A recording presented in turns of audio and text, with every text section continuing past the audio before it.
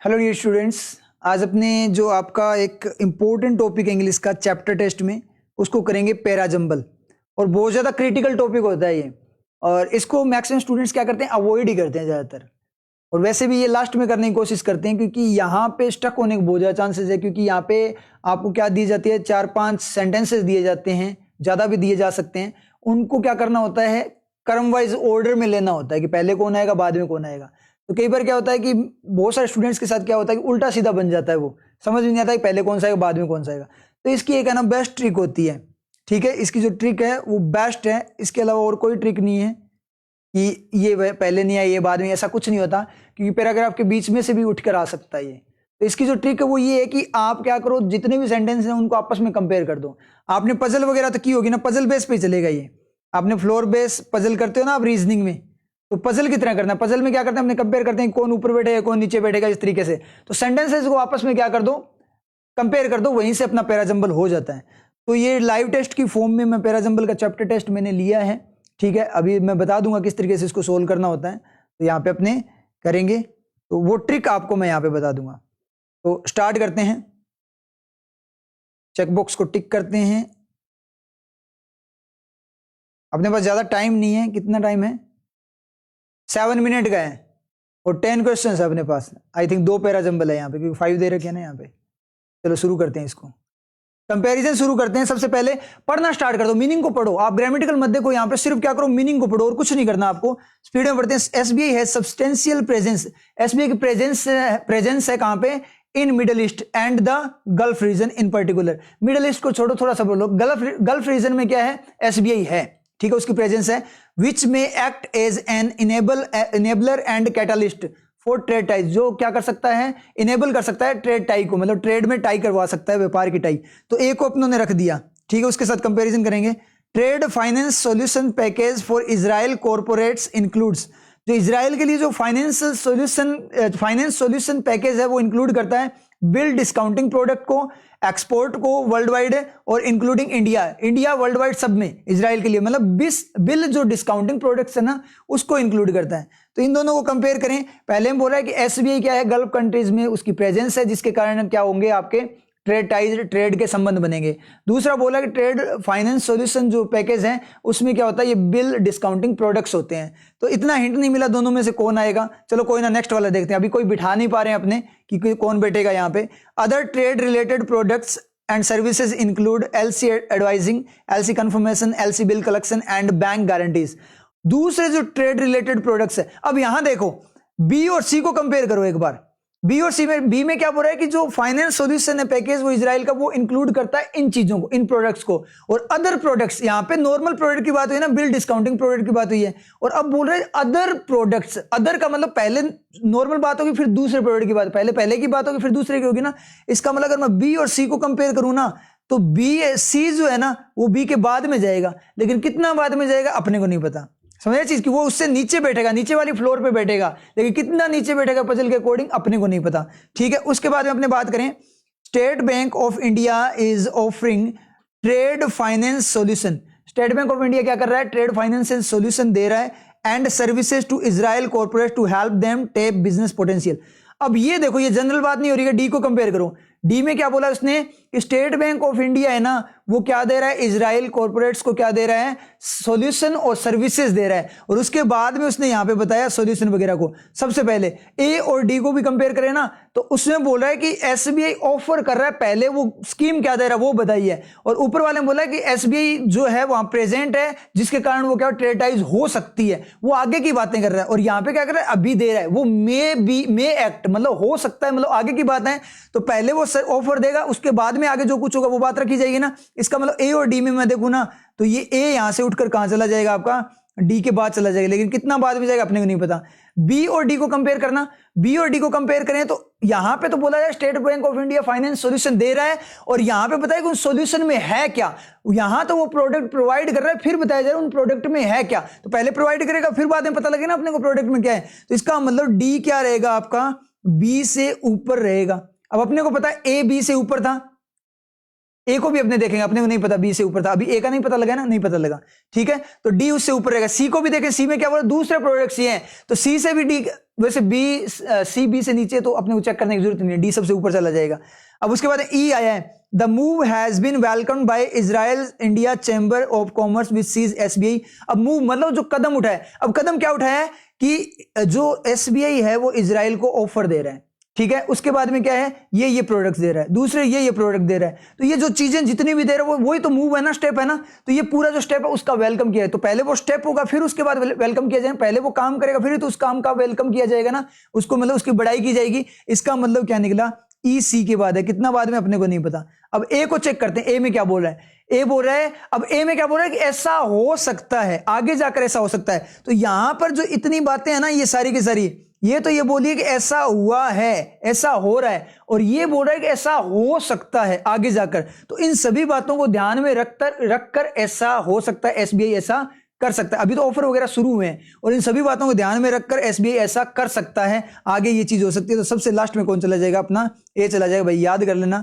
क्योंकि है ना अभी अपने टिक करने जाएंगे ना तो ये यहां पे साफ हो जाएगा। तो DBCEA, DBCEA, D first, D second, B, DBCEA, DB third, DBC, DBC बोलते चलो, DBCE fourth, E, DBCE second, DB second, B,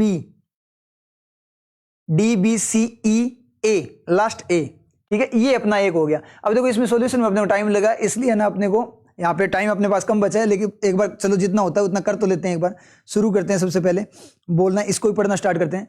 12 months 12 महीने पहले the French author had promised, वो प्रोमिस कर चुका था हिज पब्लिशर, अपने प्रकाशक को, एक न्यू बुक का, कि मैं एक नई बुक आपको दूंगा। इस तरीके से बात हुई है। तो ए में नॉर्मल बात हुई है, जो ऑथर है उसने प्रोमिस किया था बुक का, नई बुक का, इसको पब्लिशर को।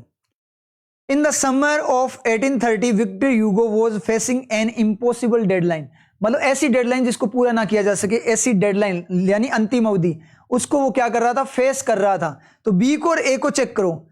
ए में बोला कि, अब बोला 12 महीने पहले 1830 के समर में विक्टर ह्यूगो को क्या हुआ, एक बहुत बड़ी डेडलाइन को फेस करना पड़ा था। अब बोला 12 महीने पहले, अब बात को बैक लेकर जा रहा है। ये नॉर्मल बात नहीं, यहां पे फ्रेंच ऑथर का नाम नहीं पता, यहां पे उसको इंट्रोड्यूस किया विक्टर ह्यूगो। इसका मतलब क्या निकला, ए क्या होगा अपना, बी के बाद में जाएगा, लेकिन कितना बाद में जाएगा अपने को नहीं पता। यहां तो इंट्रोड्यूस कर रहे हैं ना कि ऐसा वो एक इंपॉसिबल डेडलाइन को फेस कर रहा था, और उसके बाद में क्या बोल रहा है, 12 महीने पहले ऐसा हुआ था, उसके अकॉर्डिंग अब पूरी कहानी स्टार्ट की है। सबसे पहले ये स्टार्ट किया, उसको इंट्रोड्यूस किया है। आगे बढ़ते हैं। The book had to be finished by February 1831, 1831। Book क्या करनी पड़ी, फिनिश करनी पड़ी 1831 तक बुक को फिनिश करना पड़ा, सी। अब यहां पे क्या बोल रहा है, 1830 में विक्टर ह्यूगो ने ऐसे किया। अब वो बुक, यहां पे बुक देने की बात हुई ना, कि नई बुक देने की बात हुई, और यहां पे बुक को ऐसा करना पड़ा था। तो अगर अपने ए और सी को ही कंपेयर करें ना, तो सी क्या होगा, ए से बाद में जाएगा, ये अपने को पता लग गया। सी क्या होगा, ए से बाद में जाएगा। लगभग अपना सेट होने ही वाला है, लेकिन टाइम हो गया, ठीक है। अब सॉल्यूशन में कर लेंगे। BAC, ये याद रखना अपना क्या आया कॉम्बिनेशन, BAC कॉम्बिनेशन आया है, ठीक है। यहां पे अपना 100% गया है भाई, दिख रहा है ना आपको 100%, मतलब ये पहले वाला अपना सही था, सेकंड वाले को सोल्व कर लेते हैं, फिर ही बात करेंगे अपने, ठीक है।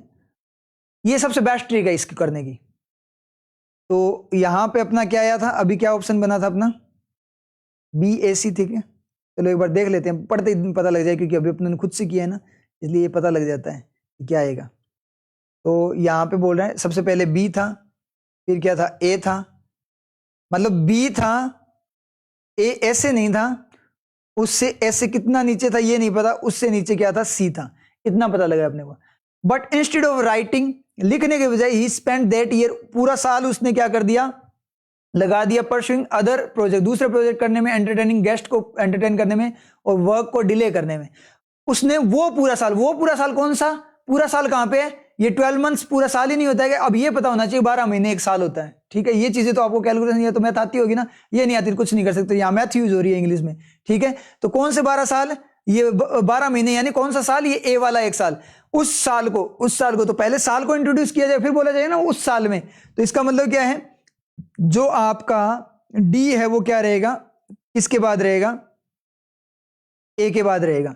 और सी और डी में चेक करें, बुक को 1831 में फिनिश करना पड़ा, और यहाँ पे क्या बोल रहा है, मतलब but instead of writing he spent that year pursuing other projects, मतलब लिखने की बजाय उसे क्या करना पड़ा, वो साल उसने क्या कर दिया अदर काम में, बुक लिखने के बजाय। तो ठीक है, यहां से दोनों से कोई हिंट नहीं आ रहा, और यहां पे फिनिश करनी पड़ी। अब ऐसे भी तो हो सकता है ना, फिनिश तो बाद में करेगा ना, तो ये भी सही जा रहा है, बिल्कुल सही है। तो सी अपना कहां चला जाएगा, सी अपना डी के बाद चला जाएगा। ये अपने को समझ में आ गया। पहले ये क्या है, टाइम उसने बर्बाद कर दिया, उसके बाद में लिखनी पड़ी थी ना, तो यहां तक तो लिखी नहीं डी तक उसने।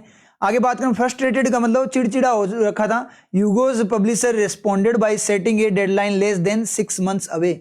अब यूगो का जो पब्लिशर है वो फ्रस्ट्रेटेड हो गया, ठीक है, उसको गुस्सा आ गया, और उसने क्या करे, डेडलाइन को 6 महीने से ही कम कर दिया।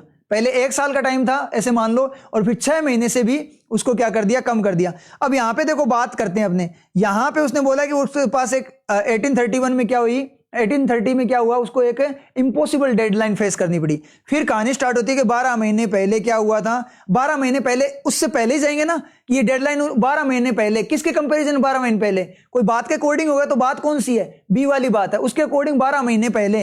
नहीं तो डायरेक्ट ही बोलता कि उस टाइम पे ऐसा हुआ, 12 महीने बाद उसको फेस करना पड़ा, तो वो बाद वाला किसके साथ रेफरेंस लेता, पहली वाली उस बात के साथ जहां पे उसने क्या किया था, प्रॉमिस किया था। अब ये बोल रहा है कि 12 महीने पहले, किससे 12 महीने पहले, किससे 12 महीने पहले उसने क्या किया था, प्रॉमिस किया था, जब वो उस टाइम पे जो उसने फेस किया उससे 12 महीने पहले की बातें कर रहा है ये। तो बी ए, उसके बाद में क्या होगा, 12 months पहले, ये बात होगी। उसके बाद में क्या बोल रहा है, सी को एक बार अपने जो बना उसी को चेक करते चलते हैं, अपने आप ये अपना ई सेट हो जाएगा। बट लिखने के बजाय उसने अपना टाइम बर्बाद कर दिया।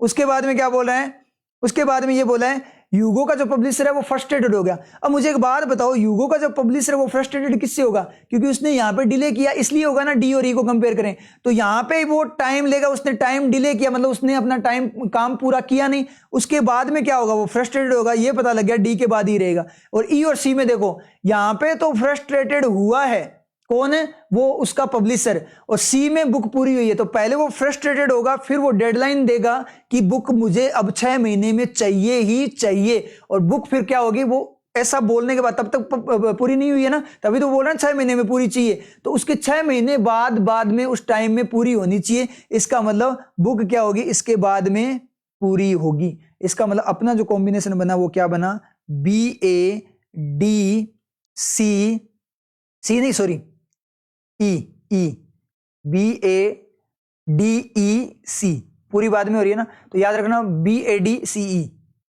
B A D C sorry E C, B A D E C, B A D E C, B A D E C, last C, B A D E, fourth E, B A third D, B A D है ना, B A D, B A D, B A second A, first पे B, अपने सारे के सारे सही है।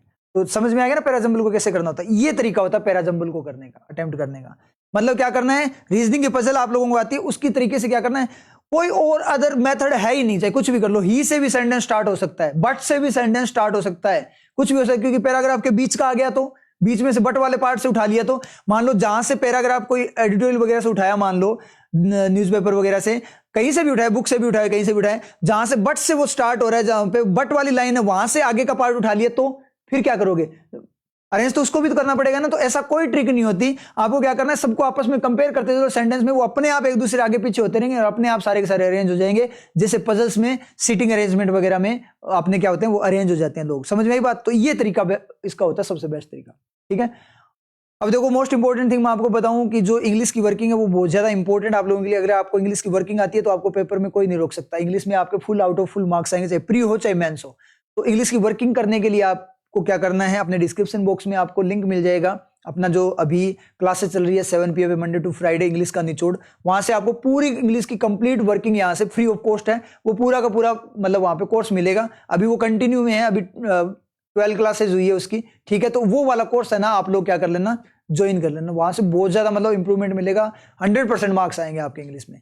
और लिंक में जो लिंक जो डिस्क्रिप्शन है सॉरी, उसमें जो एक टेलीग्राम चैनल का लिंक दिया गया है उसको भी ज्वाइन कर लेना, क्योंकि वहां पे ये शॉर्ट वीडियोस बन रही है चैप्टर वाइज, ये वहीं पे अपलोड होगी, वहां पे उसका लिंक मिल जाएगा आप लोगों को। ठीक है, तो ठीक है, फिर मिलते हैं नेक्स्ट चैप्टर टेस्ट के साथ।